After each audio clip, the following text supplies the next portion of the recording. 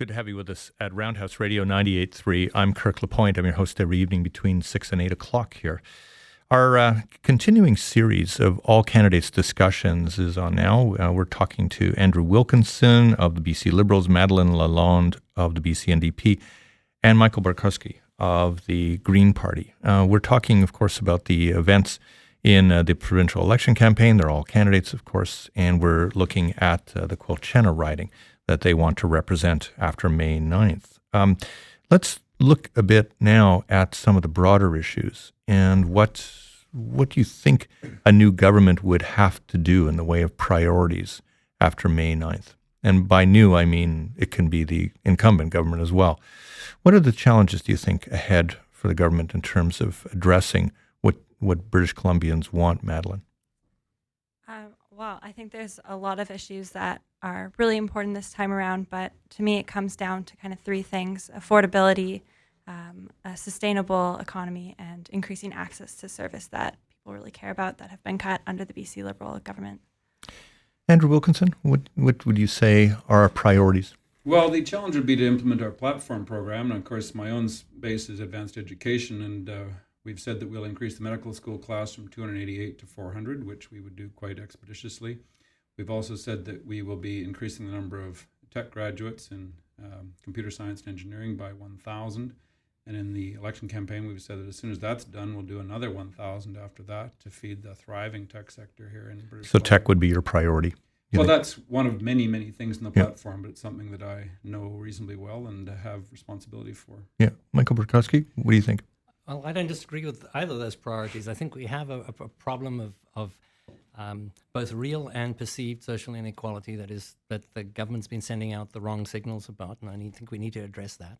I think we've got lots of work to do on sustainability, and in order to get to sustainability, we need to keep our economy functioning well, and that requires that we diversify more. And the Green Party is very committed to aggressive diversification into emerging sectors, so we're all in favor of increased funding to assist the tech sector provide a growing portion of our employment.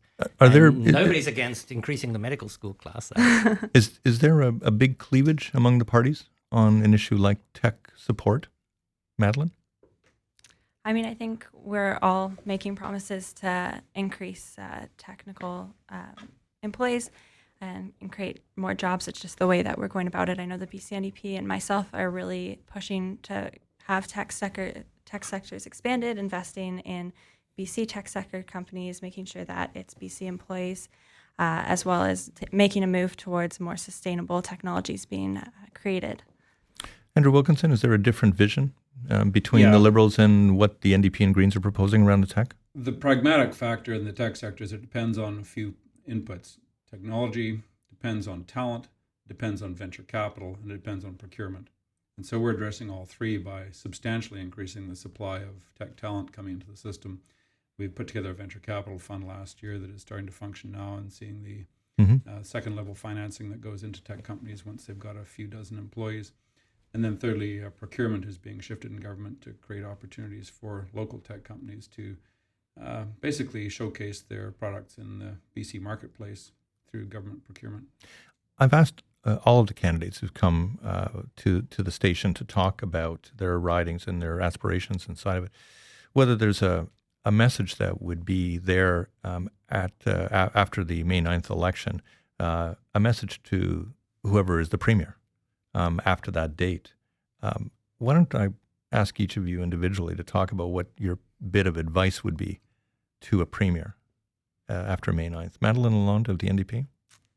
Keep your promises this time around. I know with the BC Liberals, we got a lot of election promises and none of them come through. So none? I think we really, some. Sorry. Not all, maybe. Most of them don't come through. So I think it's really important that, we're voting for a party because we like their platform, we like what they stand for. So it's important that if these are the promises you're making, that you're keeping your promises to society. Andrew Wilkinson, what would be your advice to the premier after the election? BC Liberal premier, if I were wise enough to be giving advice, would be to suggest that we continue to invest in people, invest in British Columbians through the higher education system that we've got that works remarkably well, and make sure that people face the opportunities with full credentials so that they can be as prosperous as they can be. Michael Barkusky? Well, I certainly agree strongly with investing in people, and that's evident in the Green Party platform, which has got a heavy emphasis on education all the way through, from early childhood right through to advanced education, because that's where you can add value. And I think my advice to the Premier is take note of the new Premier, if it isn't Andrew Weaver, is take note of the increase in the Green Party popular vote and take note of the number of ridings in which the Green Party has become a force. And look at what in the platform is appealing to the voters, because one of the things I think that is prominent and which we're getting a lot of resonance with is the idea that if we want to transition to a more sustainable economy, we have to put our money where our mouth is, and we have to create a kind of tax system that tells that message to investors. We've got to stop encouraging people to invest in sunset industries and encourage them to invest in sunrise industries. So let me ask this. What has surprised you in the campaign? Madeline? To be honest, I think my surprise is how universal all the problems are. I thought going into Quilchena, as someone who's lived there, that there might be more pushback for the affordability, people thinking, we're at the top and things are unaffordable. So it's been surprising to see people really worried. They're worrying, if not about themselves, about their kids being able to stay where they've grown up. So that's been really inspiring. And then also all the support that I've been given along the way from people. That surprised you? Well, I mean, it was just more than I thought. I know that it's traditionally a very hard NDP riding, and it's been an uphill battle. Hard riding for the NDP to get, like not a hard NDP. Yeah, right. Yeah, exactly. Okay. Yeah. So just getting an overwhelming amount of support. We're seeing more donations, more signs being taken, more volunteers than we ever have in the past in the riding. So it's been a lot, and it's been amazing. Andrew Wilkinson, what surprised you? Two things. I think the eagerness of the support for my campaign has been significantly more than the last time, which is great to see and hear. And I think the other factor has been just how vicious and quite untruthful the third-party advertisers have been with respect to me personally. Yeah. And that's been a cheap shot. And, of course, the NDP are out there as well with a fairly nasty campaign that I've been disappointed with. Madeline, is it a nasty campaign?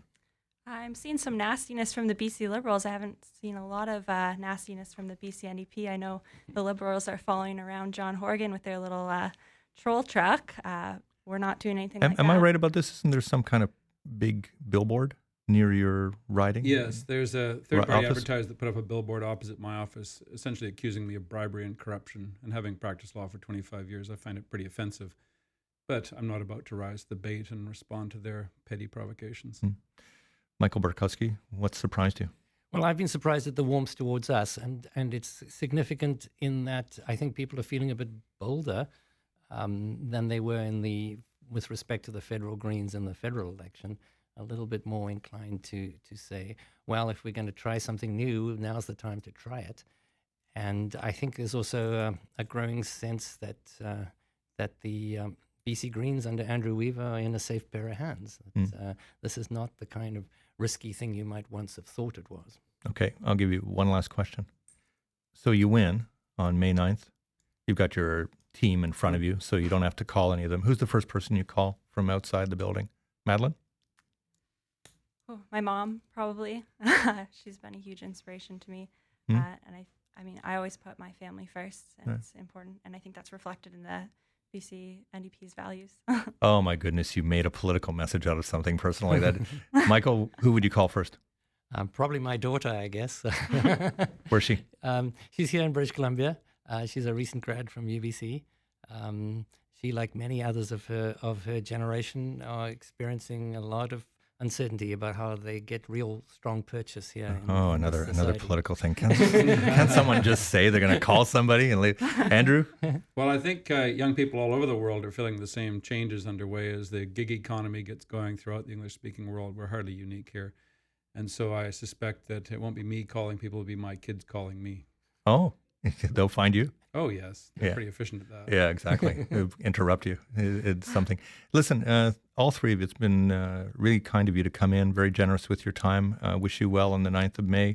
And I think on behalf of the community, as we always say with these things, the appreciation is there for standing up and running in this campaign. Thanks a lot.